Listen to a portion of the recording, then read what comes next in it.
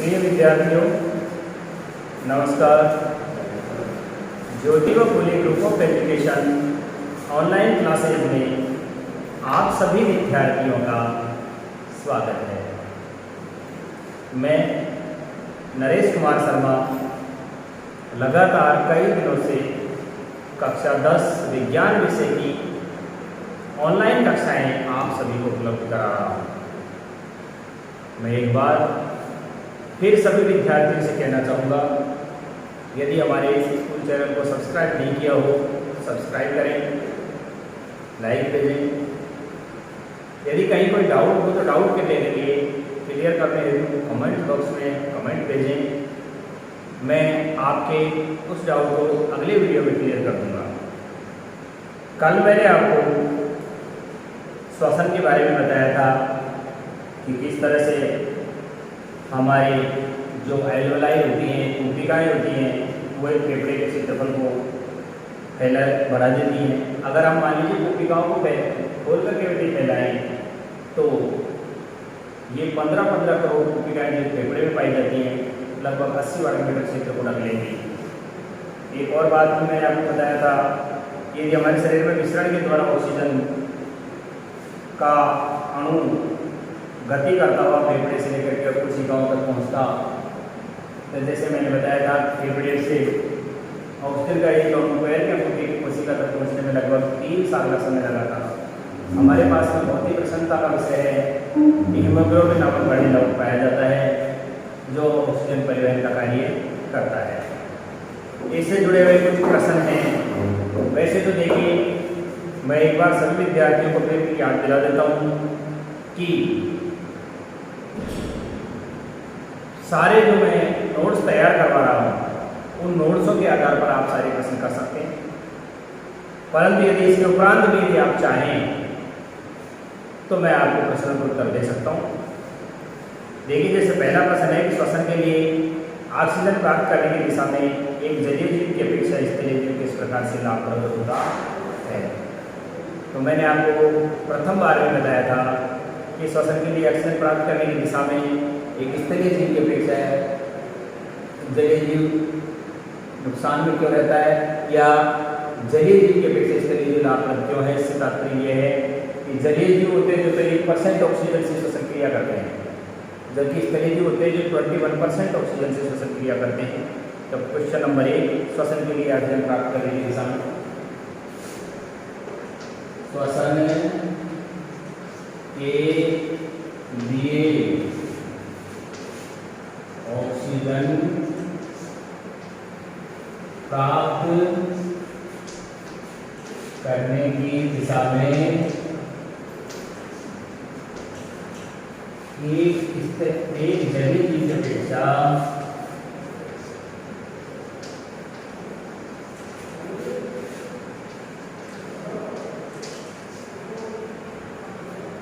स्थलीय जीव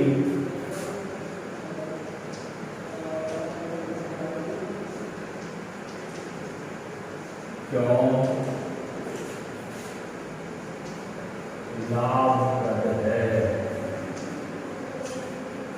ये आपका प्रश्न है। श्वसन के लिए ऑक्सीजन प्राप्त करने की दिशा में एक जलीय जीव की अपेक्षा स्थलीय जीव क्यों लाभप्रद है। तो आप लिखेंगे जलीय जीव श्वसन के लिए जल में घुली हुई, जलीय जीव श्वसन के लिए जल में घुली हुई, उत्तर लिख देना। जलीय जीव श्वसन के लिए जल में घुली हुई 1% ऑक्सीजन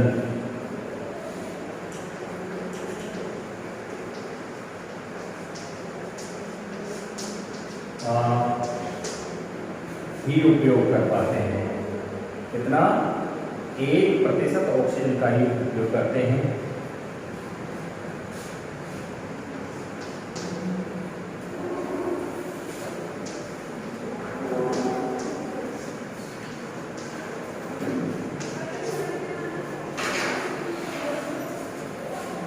जल में घुली हुई ऑक्सीजन की मात्रा सीमित होती है और इस सीमित मात्रा के कारण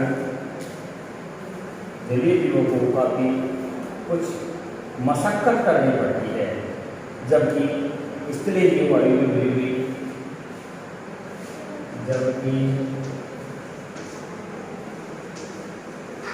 स्थलीय जीव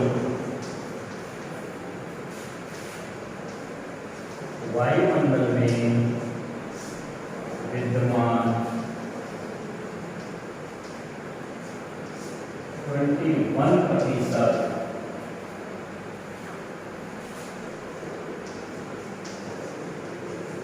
ऑक्सीजन का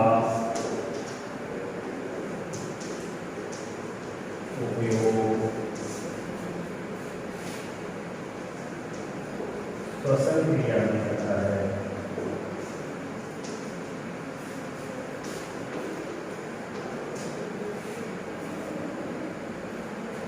21% प्रचुर मात्रा हो गई और 1% सीमित मात्रा हो गई।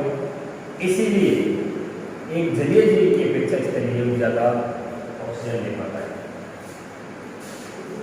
इसलिए एक जलीय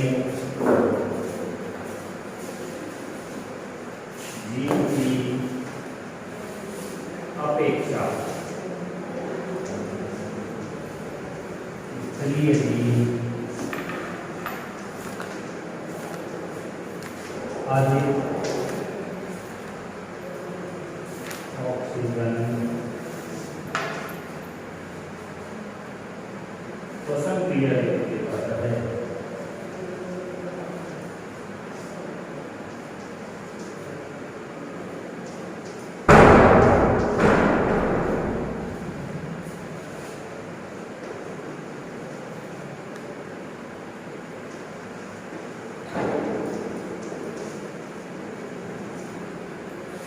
ये आपका क्वेश्चन नंबर 3।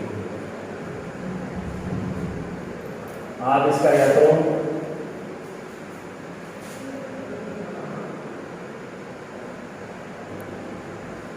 आपके सामने ये प्रश्न कंप्लीट हो गया है, आप इसका स्क्रीनशॉट ले लें या लिख लिया हो तो ठीक है, मैं इसे बना देता हूँ। प्रश्न नंबर 2 पे आता हूँ। प्रश्न नंबर 2 आपका जाना पहचाना है और इस प्रश्न को मैं पहले भी आपको क्या कर चुका हूँ, लिखवा चुका हूँ। देखिएगा प्रश्न नंबर 2 क्या है। प्रश्न नंबर 2 है आपका कि ग्लूकोज के ऑक्सीकरण से भिन्न जीवों में ग्लूकोज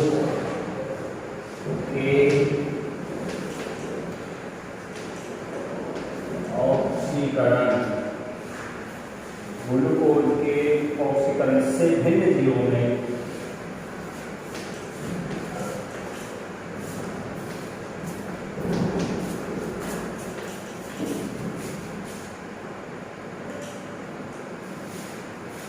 हाँ भाई, तो भिन्न जीवों को ऊर्जा प्राप्त करने के विभिन्न पद क्या है। ये प्रश्न वो प्रश्न है जिसको मैं पहले भी आपको लिखवा चुका।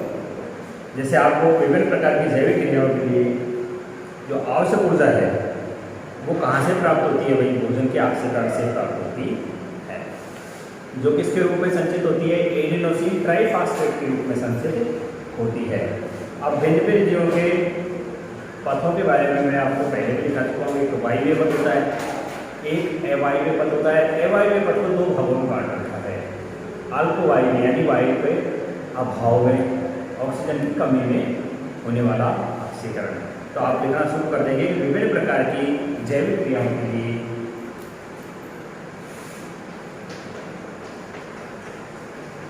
विभिन्न प्रकार की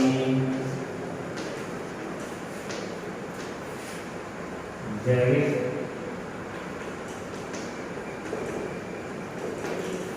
क्रियाओं के लिए विभिन्न प्रकार की जो जैविक क्रियाएं हैं, उन विभिन्न प्रकार की जैविक क्रियाओं के लिए आवश्यक ऊर्जा ग्लूकोज के ऑक्सीकरण से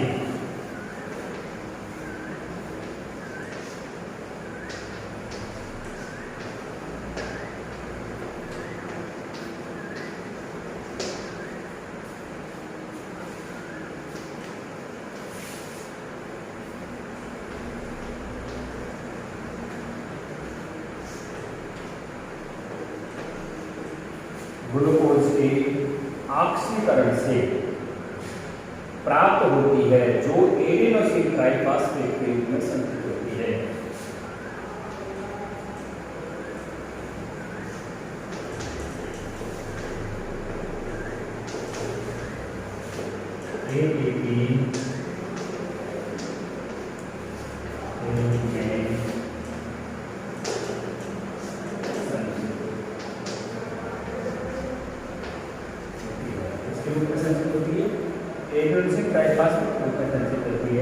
अब आपको इस बात का पता होगा कि भिन्न भिन्न जीवों में ऊर्जा के प्राप्त करने वाले पदार्थ भिन्न भिन्न होते हैं। जैसे सबसे पहले मैं आपको वायवीय श्वसन के बारे में बता रहा हूँ। भिन्न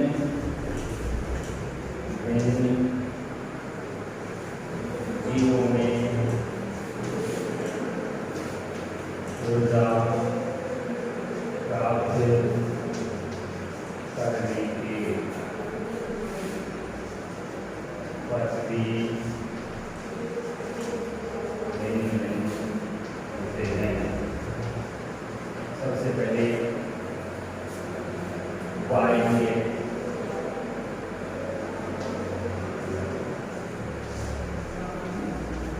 श्वसन,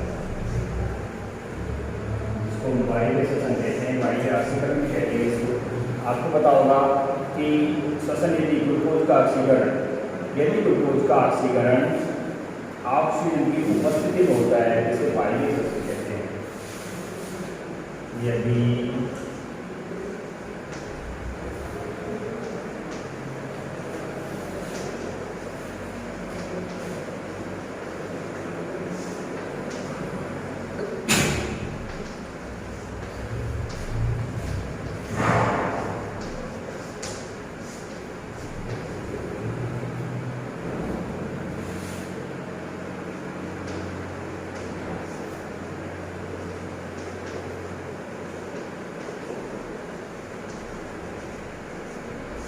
वायवीय श्वसन कहते हैं। और ये क्रिया प्रणाली केवल माइटोकॉन्ड्रिया में होती है। कहाँ होती है? केवल माइटोकॉन्ड्रिया में होती है। अधिकांश जीवों में ऊर्जा का उत्पादन इसी प्रकार से होता है।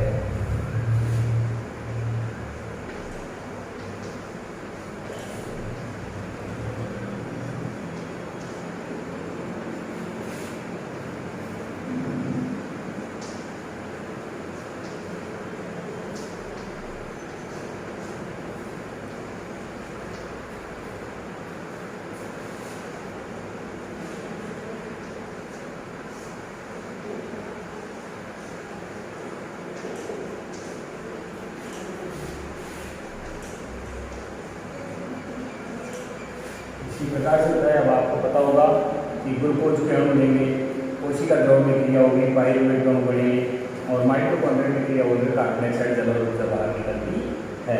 तो आप लिख देंगे जैसे वही जो आप पहले आप लिख चुके हैं। अपन क्या लिख चुके हैं पहले अपन?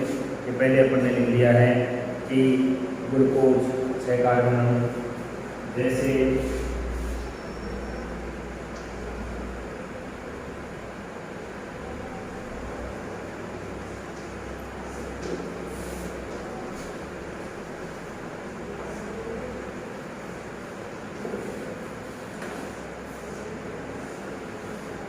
कोशिका द्रव में होती है क्रिया,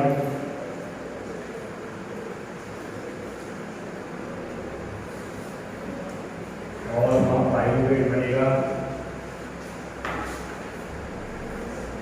पायरुवेट में 3 कार्बन अणु बनेंगे। आपको पता होगा ये क्रिया माइटोकॉन्ड्रिया में होती है। इसमें होती है क्रिया माइटोकॉन्ड्रिया में होती है। माइटोकॉन्ड्रिया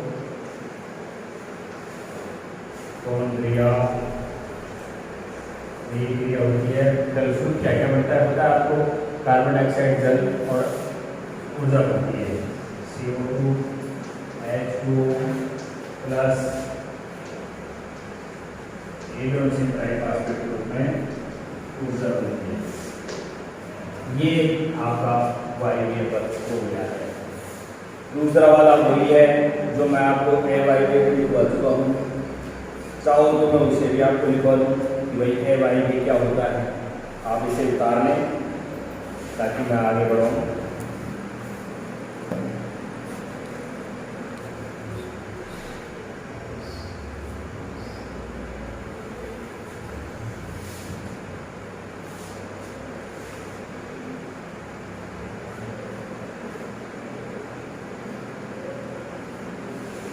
उतार लिया होगा भैया, उतार लिया तो देखिए अब मैं आपको आगे बता देता हूँ इसमें।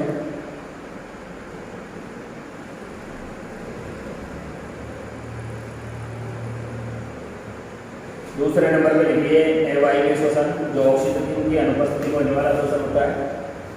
इसी का चैप्टर नंबर 2 है, पहला तो ये हो गया। दूसरा नंबर है देखो,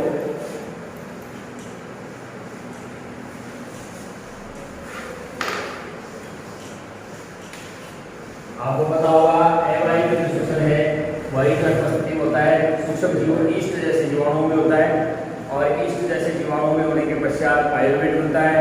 और पायरुवेट बनने से क्या होता है, इसमें कौन कौन सी चीज़ें बाहर आती हैं पायरुवेट के साथ साथ, इसमें ये ज़्यादातर होती है जो क्रिया, ये कहाँ होती है, ग्लाइकोलिसिस में होती है और कोशिका द्रव के अंदर बनती है। ये ऑक्सीजन के अभाव में रही है, इसमें क्या क्या बनेगा, एल्कोहल बनेगा, कार्बन डाइऑक्साइड बनेगी और बहुत कम मात्रा में ऊर्जा बनती है।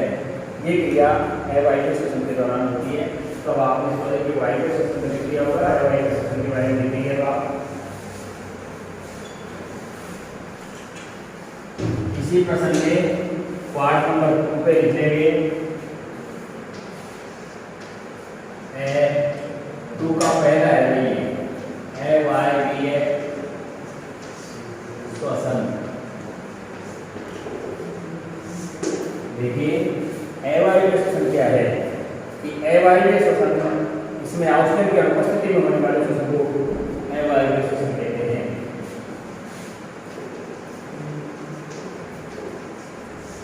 ऑक्सीजन की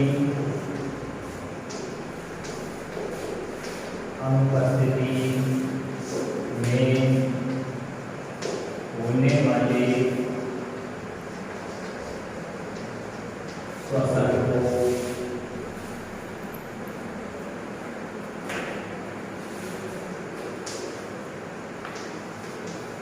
एवाई श्वसन कहते हैं। और आपको ये पता होगा कि एवाई श्वसन के दौरान एल्कोहल का निर्माण होता है, कार्बन डाइऑक्साइड गैस निकलती है। ज्यादातर एवाई श्वसन सूक्ष्म जीवों जैसे ईस्ट जैसे जीवाणुओं में होता है। अधिकांश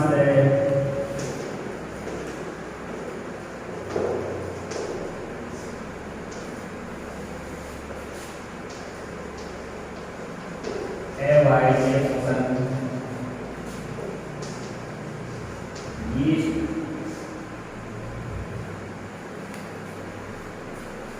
जैसे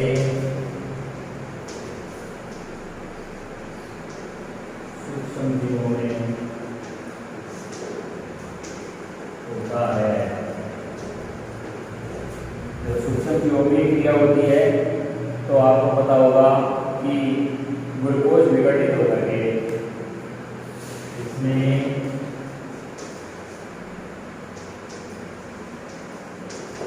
ग्लूकोज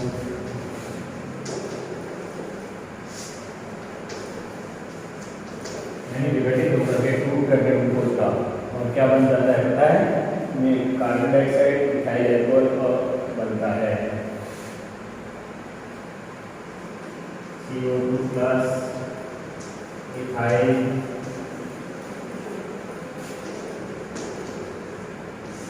अल्कोहल बन जाता है। और कम मात्रा में ऊर्जा भी क्या होती है, बहुत ही कम मात्रा में, वायु शोषण की अपेक्षा बहुत कम मात्रा में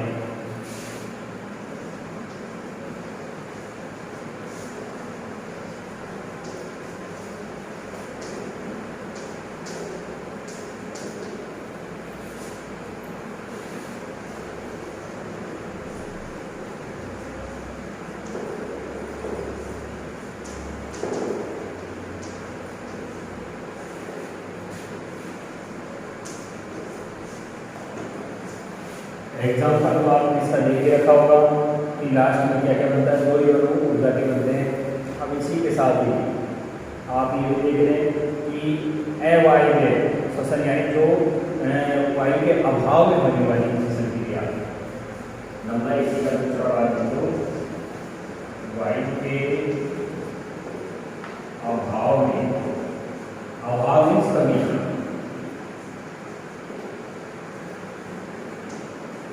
ये हमारी शारीरिक मांसपेशी में होता है। कब होता है? जब अत्यधिक शारीरिक क्रियाएं करते हैं, अत्यधिक शारीरिक मेहनत करते हैं ना, तब ये होता है हमारे शरीर में। तो हम लिख देंगे कि अवायवीय इस प्रकार का श्वसन तीव्र शारीरिक व्यायाम के समय में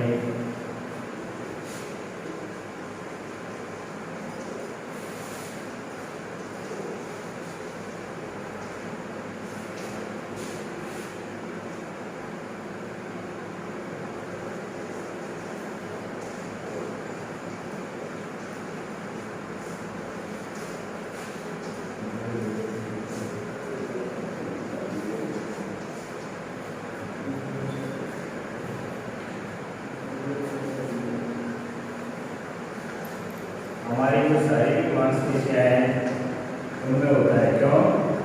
कि शरीर कार्य जल्दी करता है और मांसपेशियों तक क्या नहीं पहुँच पाती है, ऑक्सीजन पूरी तरह से नहीं पहुँच पाती है। इससे क्या होगा? रुधिर के द्वारा ऑक्सीजन की आपूर्ति कम हो जाती है। शारीरिक मांसपेशियों में होता है रुधिर के द्वारा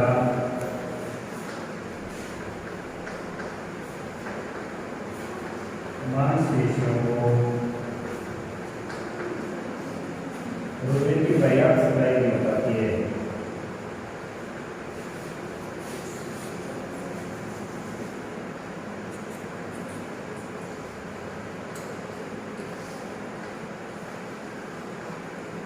जब ऑक्सीजन की पर्याप्त सप्लाई नहीं हो रुधिर के द्वारा तो क्या हो जाएगा? लैक्टिक एसिड का निर्माण हो जाता है। इसका निर्माण हो जाता है ऑक्सीजन पर्याप्त में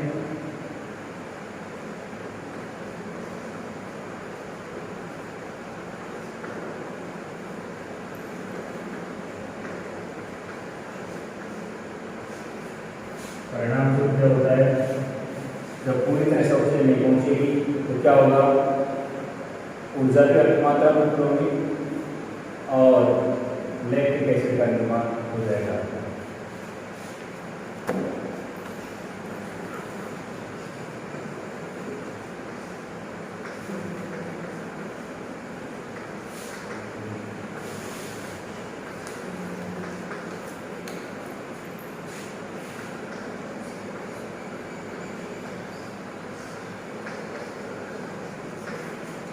अल्प मात्रा में ऊर्जा का निर्माण होकर लैक्टिक अम्ल बनता है। ये आपके ग्लूकोज के ऑक्सीकरण से ऊर्जा प्राप्त करने के पद्धतों के बारे में मैंने आपको बता दिया है। देखिएगा, वायु के अभाव जो श्वसन क्रिया होती है, मैंने आपको बताया कि तब जब कठोर मेहनत कर रहे होते हैं, लेकिन हमारा शरीर व्यायाम कर रहा होता है, ऐसी स्थिति में हमारी शरीर की प्रत्येक मांसपेशी में पाई जाने वाली कोशिका को ऑक्सीजन की आवश्यकता होती है। लेकिन रुधिर के द्वारा जो पहुँचने वाली ऑक्सीजन है उसकी आपूर्ति ठीक ढंग से नहीं हो पाती। बल्कि क्या होता है? परिणाम स्वरूप लैक्टिक एसिड जमा होने लग जाता है, बंद करके वहाँ ऊर्जा कम मात्रा में निकलती है, जल्दी थकान आने लग जाती है। हमारे शरीर की मांसपेशी, जैसे हम कोई लिफ्टिंग वगैरह कर रहे हैं, साइकिल चला रहे हैं, तो हमारी पैर की जो जांघें हैं उनके अंदर लैक्टिक एसिड बन जाएगा, भुजाओं में यहाँ पर लैक्टिक एसिड बन जाएगा और वो भारी भारी लगने लग जाएगी और थक करके हम धीरे धीरे बंद ही हो जाएंगे। क्यों? ऑक्सीजन सप्लाई वहाँ तक पूरी नहीं हो पा रही है। और इसके परिणाम से क्या होता है? वहाँ बहुत कम मात्रा में ऊर्जा बन पाती है। ये बात मैं आपको बता चुका हूँ, अब आप इसे लिख लें। अगर लिख लिया हो तो ठीक है, मैं आपको नेक्स्ट क्वेश्चन की ओर लेकर के करता हूँ कि मनुष्य में ऑक्सीजन और कार्बन डाइऑक्साइड का परिवहन कैसे होता है। इस बात को मैं आपको बताऊँगा। तो क्या आपने क्वेश्चन को क्या कर लिया है? पढ़ लिया है। अब मैं इसे मिटा देता हूँ। देखिए भैया, आपने अगर लिख नहीं पाए हैं तो आप इसका स्क्रीनशॉट ले लें तो बेहतर रहेगा, समय भी अपना बच जाएगा। वैसे ही प्रश्न करवाने में समय नहीं खर्च हो रहा है, तो आप इस वक्त ध्यान दें। मैं डाल देता हूँ इसको मैं।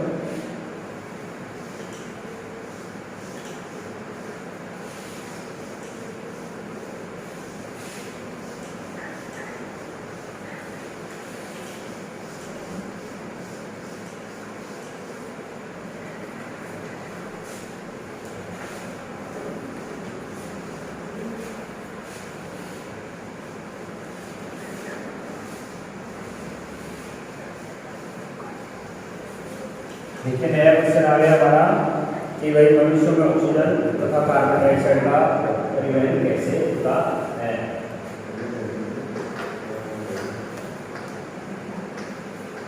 मनुष्यों में ऑक्सीजन तथा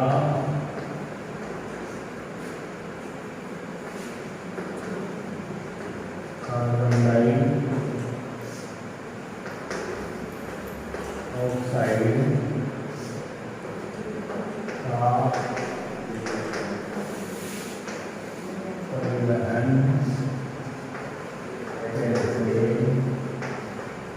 होता है।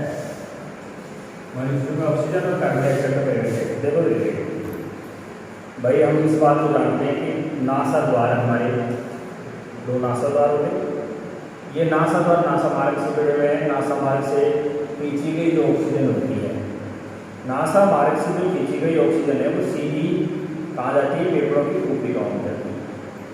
और हमारे एक फेफड़े में लगभग 15-15 करोड़ कोशिकाएं पाई जाती हैं। ये अंतिम सिरा होता है जो गुब्बारे से खुला हुआ रहता है, ये मानिए वो क्या करती है, ऑक्सीजन को चूस लेती है और रुधिर के द्वारा आई हुई जो कार्बन डाइऑक्साइड है उसको बाहर छोड़ देती है। ये क्रिया लगातार हमारे शरीर में होती है और एक स्वस्थ व्यक्ति लगभग 12 से 18 बार तक श्वसन क्रिया करता है। ये मनुष्य की है। तो सबसे पहले अपन देखेंगे कि श्वसन क्रिया प्रक्रिया के अंदर खींची गई वायु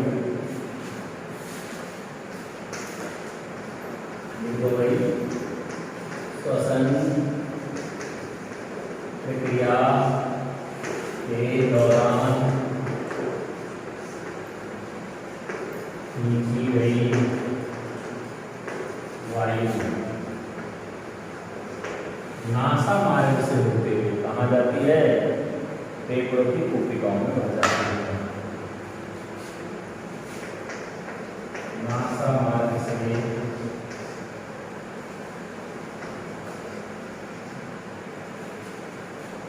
होते हुए फेफड़ों की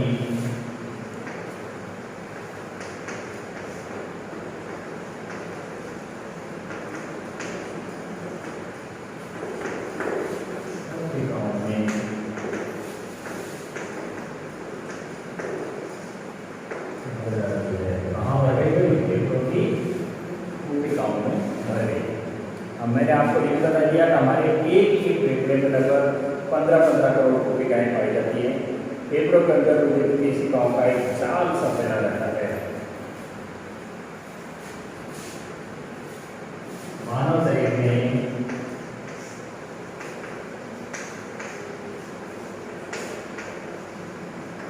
दो फेफड़े पाए जाते हैं,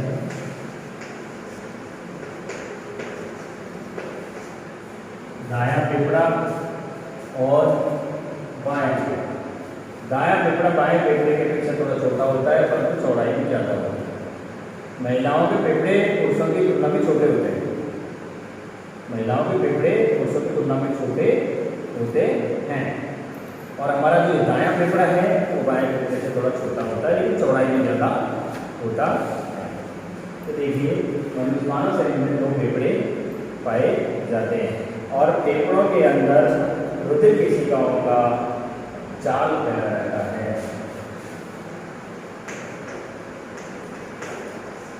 फेफड़ों के भीतर कैपिलरीज का रुधिर कोशिकाओं का जाल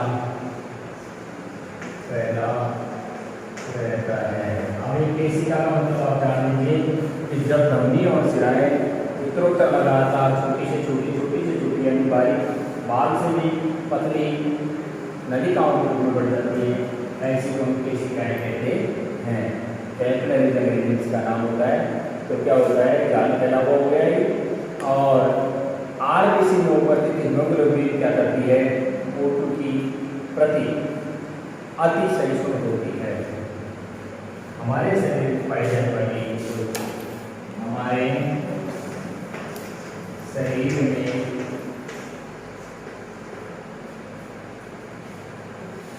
पाए जाने वाले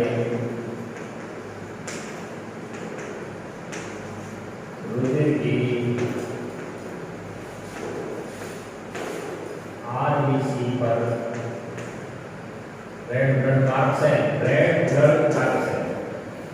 पर विद्यमान हीमोग्लोबिन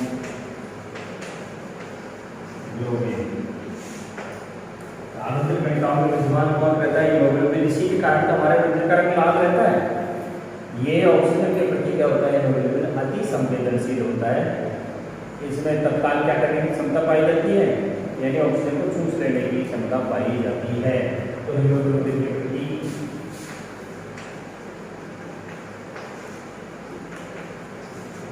अति सहिष्णु होता है।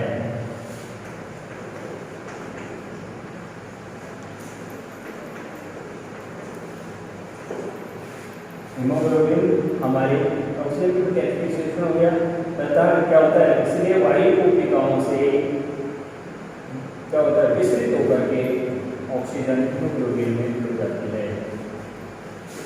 इसलिए कोशिकाओं से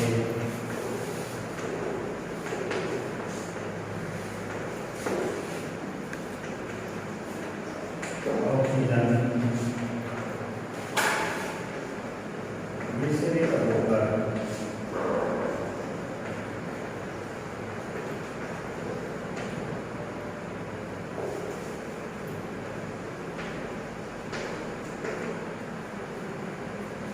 रुधिर में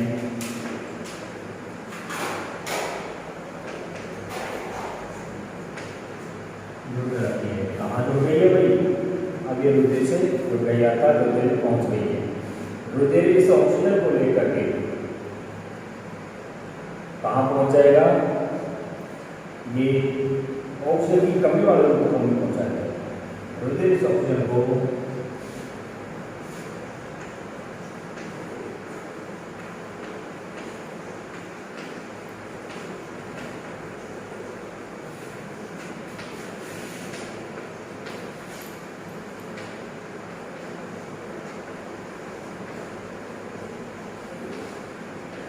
जहाँ O2 की कमी होती है, O2 की कमी वाले ऊतकों में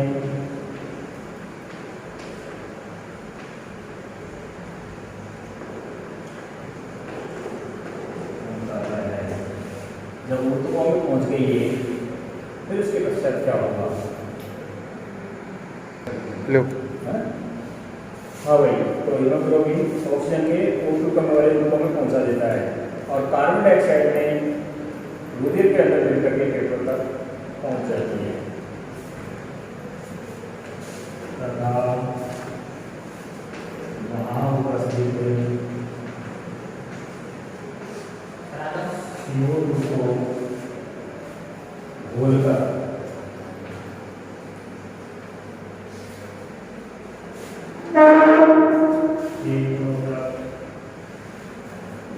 लाकर शरीर से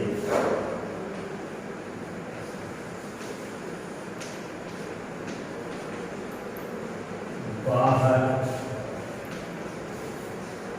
छोड़ दिया जाता है। अब आप भलीभांति जान गए होंगे कि किस प्रकार से मानव शरीर के अंदर कार्बन डाइऑक्साइड और ऑक्सीजन का आदान प्रदान किया जाता है। कार्बन डाइऑक्साइड युक्त वायु को निश्वास द्वारा बाहर छोड़ दिया और कोशिकाएं बार बार क्या करती रहती हैं, कार्बन डाइऑक्साइड को करती रहती है और हम निश्वास द्वारा उसे क्या कर देते हैं, बाहर छोड़ देते हैं। ये हमारे शरीर में परिवहन करने का प्रमुख क्या है? पथ है। आपने इसे लिख लिया हो, नहीं लिखा हो तो फटाफट से लिख लें। इससे नेक्स्ट हमारा है कि भाई गैसों के विनिमय के लिए मानव के जो फेफड़े हैं उनको अधिकतम कैसे अभिकल्पित किया गया है, उनका क्षेत्रफल कैसे बनाया जाता है। एक क्वेश्चन और करवा देता हूँ आपको, देखिए कल फिर आपका वहन तंत्र हो जाएगा, आर्टवादी के बारे में बताऊंगा, हृदय के बारे में। आज आपका एक क्वेश्चन करवा देता हूँ।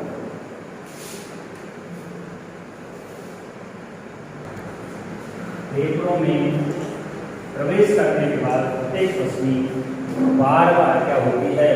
विभाजित होकर के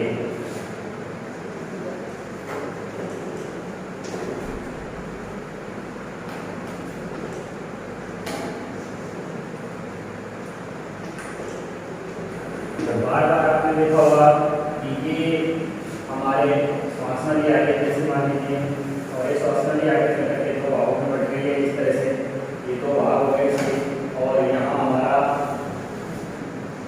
एक फेफड़ा हो गया है, ये हमारा एक फेफड़ा हो गया है। उसी तरह से हम देखें ये हमारा दूसरा फेफड़ा हो गया है, ये दोनों फेफड़ों में बट गई है, दोनों आगे चल कर क्या होती चली जाती है इस तरह से ऊपरों तक छोटी छोटी इस नदी का श्वसनिकाओं में बढ़ती चली जाती है, प्रसाद देती रहती है। इस तरह से छोटी छोटी श्वसनिकाएं आगे क्या होती चली जाएगी? बढ़ती चली जाती हैं। और अंत में यहाँ पर जैसे मान लीजिए और श्वसन बन जाएगा ना, तो इस तरह से क्या हो जाएगा? ये एक तरह से पसली से क्या हो जाता है, जो हमारी पसलियाँ होती हैं इस तरह से आपने देखा होगा, ये पसलियाँ हो गई, ये हमारा क्या हो गया? डायफ्राम हो गया, जो क्या करता है उसको फैलाने और सुखाने का काम करता है। तो बार बार क्या हो गया? विभाजित होकर के अनेक श्वसनिकाओं में बढ़ जाती है।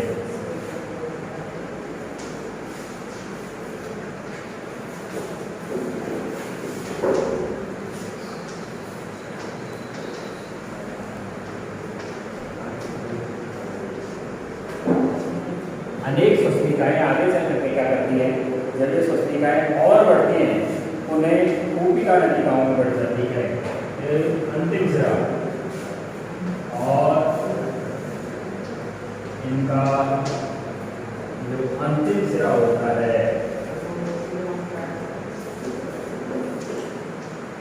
अल्वेओलाई था,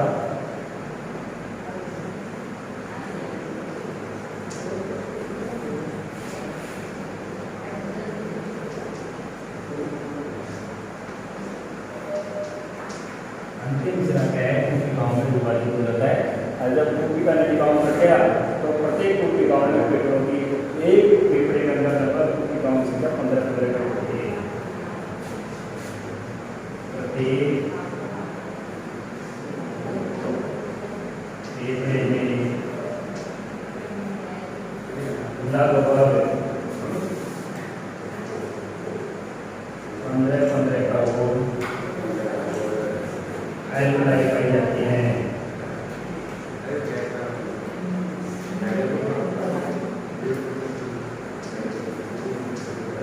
जो श्वसन हेतु फेफड़े का अधिकतम क्षेत्र तैयार करती है, जो श्वसन क्रिया हेतु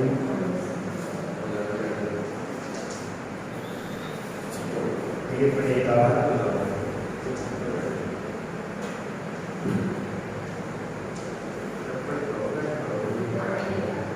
अधिकतम क्षेत्रफल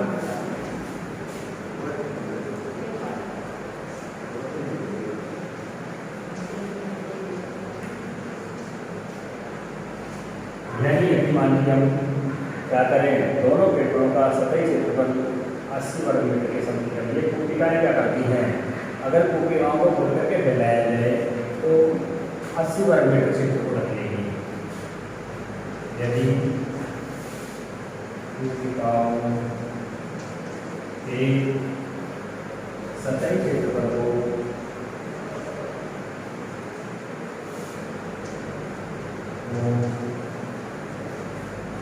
खोलकर फैलाएं तो अधिकतम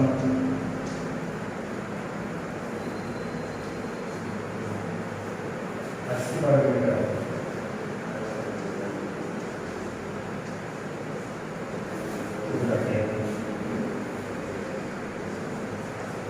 इस प्रकार से हमारा ये प्रश्न कंप्लीट होता है।